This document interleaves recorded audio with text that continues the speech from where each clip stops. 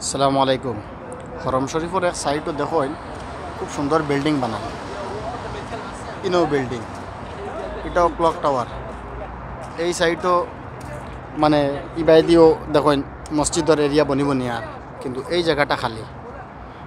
আমি একজনের মুখ থেকে শুনছি আর অন্য তাখরা মানুষ কইলা যে এই জায়গাটাত কোনো বিল্ডিং বানানি যায় না, ইনো কেরেং কুরেং আনিয়ে খামো লাগানির পরে ইনো বলে খাম হয় না। আগে কয়েকবার ট্রাই করছেন, এখন ওই জায়গাটা খালি ফেলাই।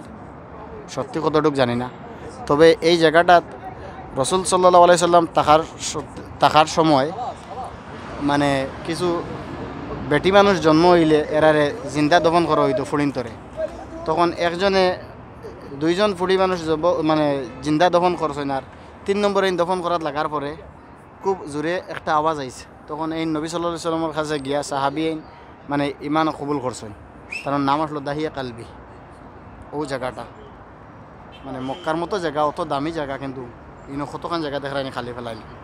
অত্যন্ত আমরার দেশর জায়গা ইনো একবারে ফালাই দিলে জায়গা ইনো তিনকিয়া রইব, আমার চকুত লাগে আর ওরকম। যাই হোক, আল্লাহ হেফাজত করুক।